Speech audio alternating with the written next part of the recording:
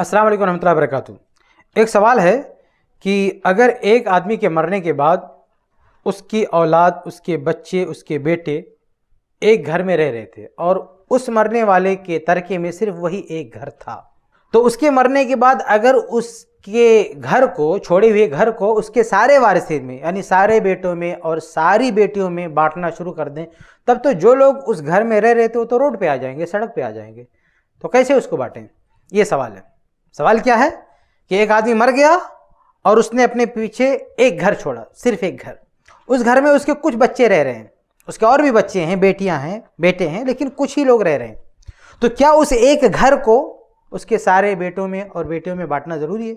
और अगर ऐसा करने बैठते हैं, बांटते हैं, तो फिर वो घर टूट जाएगा और घर में रहने वाले सड़क पर आ जाएं तो क्या करें? तो देखिए, अगर सवाल के हिसाब से जवाब देना हो तो मैं यही कहूँगा कि सड़क पर आ जाएं, सड़क पर रहना शुरू कर दें, लेकिन वो घर बेचकर सबको जितना हिस्सा बनता है दे। यानी ये फाइनल हल है। अगर दूसरे भी हल है, मैं आपको बताता हूं अभी, लेकिन अगर दूसरे हल कामयाब ना हो तो लास्ट में यही करना आपको सड़क पे आना है, सड़क पे रहना, लेकिन वो घर आपको छोड़ना है, क्योंकि वो घर आपका नहीं है, वो कई लोगों का है ना, तो आप कैसे उसमें रहेंगे?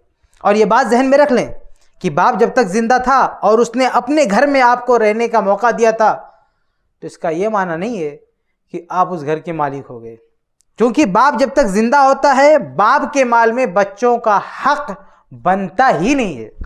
तो जब तक बाप की जिंदगी में आप उस घर में रह रहे थे ना, समझ लीजिए कि आप उसके मालिक नहीं थे। और यह हकीकत, आप उसके मालिक नहीं थे, बल्कि उसने सिर्फ रहने के लिए आपको दिया था। अब उसकी मिल्कियत ट्रांसफर हो चुकी है। अभी बाप मालिक था, वो बोला रहो, और अब उस घर के मालिक कई लोग हो गए। तो अब इन लोगों का फैसला चलेगा ना कि आपको रहना है कि नहीं रहना। तो अभी अगर ये लोग कहते हैं कि नहीं, आप हमारा घर खाली करोगे, हमको हिस्सा दो, तो आपको खाली करना पड़ेगा। इसको मैं मिसाल से आपको समझाऊं। मिसाल के तौर पर, अगर कोई आपका दोस्त है, आपका कोई दोस्त है और आपके पास कोई घर नहीं, आपके अब्बा ने भी कोई घर नहीं छोड़ा, आपके किसी दोस्त ने अपना कोई फ्लैट दे दिया कि लो भैया इसमें रहो। अपने किसी दोस्त को बोल दिया कि यार तेरा कोई घर नहीं है, तुझको मैं एक फ्लैट देता हूं फ्री में, किराया मत देना, मेरे घर में रह। अब एक आदमी अपने बाल बच्चों के साथ, पूरी फैमिली के साथ अपने दोस्त के फ्लैट में रह रहा है। कुछ दिनों के बाद इस दोस्त का इंतकाल हो जाता है। इंतकाल होने के बाद वो फ्लैट किसका हो जाता है? इसके बच्चों का। अब इसके बच्चे बोलते हैं कि भाई वो हमारा अब्बा का फ्लैट है, खाली करो। तो खाली करेगा कि नहीं? तो क्या वो लोग यहां पर ये बोलेंगे कि अगर हमने फ्लैट खाली कर दिया तो रोड पे आ जाएंगे, सड़क पे आ जाएंगे? आप रोड पर आए या सड़क पर आए, कहीं भी जाएं, वो फ्लैट आपका नहीं है, वो आपके दोस्त का था और आपके दोस्त का इंतकाल हो गया, अब उसके बच्चों का हो गया। उसके बच्चे खाली करा रहे हैं, हमको खाली करना पड़ेगा। उन बच्चों का बाप आपको रहने के लिए दिया था, तो आप रह रहे थे, अब वो फ्लैट बच्चों की मिल्कियत में आ गया, अब बच्चों का हो गया, अब बच्चे खाली करा रहे हैं, आपको खाली करना। यही मामला बाप की जिंदगी में उसके घर में रहाइश का है कि बाप ने अपनी जिंदगी में अपना घर अपने कुछ बच्चों को दिया। वो बच्चों का नहीं हो जाता, बच्चे उसके मालिक नहीं होते, बस रहने के लिए दिया। अब बाप का इंतकाल हुआ तो अब उस घर के मालिक उसके सारे बच्चे हो गए। तो अब बाप की मर्जी नहीं चलेगी, अब इन बच्चों की मर्जी चलेगी। ये अगर बोलते हैं कि ठीक है अब भी कुछ दिन और रह लो तो कोई मसला नहीं, लेकिन ये कहते हैं नहीं खाली करो, सबका हिस्सा है, सब लेंगे, तो आपको खाली करना पड़ेगा। तो ये जहन में रखें कि वो चीज जिसमें आप रह रहे थे अभी तक, वो आपकी नहीं, क्योंकि जहन में क्या बैठा हुआ है कि हम इतने दिन तक इसमें रह रहे थे, वो हमारा हो गया। तो आप ये समझिए वो आपका नहीं हुआ, वो जिसका है उन लोगों का फैसला चलेगा और उनके मुताबिक आपको करना पड़ेगा। अलबत्ता अगर आप ये चाहते हैं कि उसी घर में रहें, कोई शक्ल निकले, तो उसके कुछ रास्ते समझौते से निकल सकते हैं।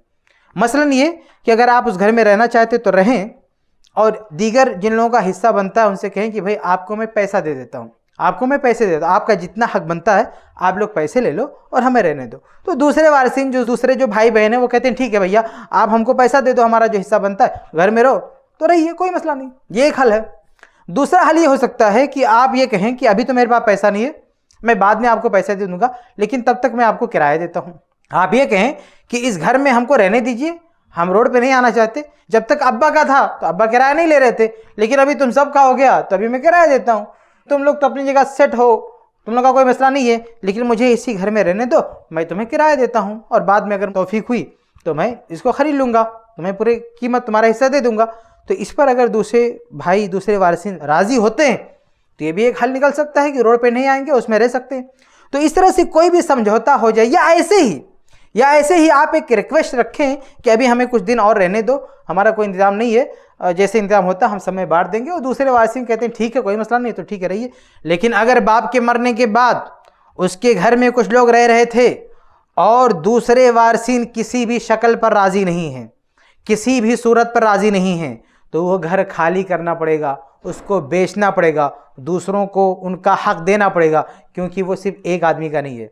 बाप की जिंदगी में बाप का था, किसी का नहीं था, बच्चों में किसी का नहीं था, तो कोई मसला नहीं था, आप उसमें रह रहे थे। लेकिन बाप के वफात के बाद वो घर सारे बच्चों का हो गया है, इसलिए सारे बच्चों की मर्जी चलेगी, उनकी मर्जी के खिलाफ कोई एक शख्स मनमानी नहीं कर सकता। तो ये मसले की हकीकत है, इसको अच्छी तरह से समझें और जो सच्चाई है उसको कबूल करने की जुर्रत पैदा करें और उसके मुताबिक अमल करने की कोशिश करें। अल्लाह हम सबको तौफीक दे। आमीन।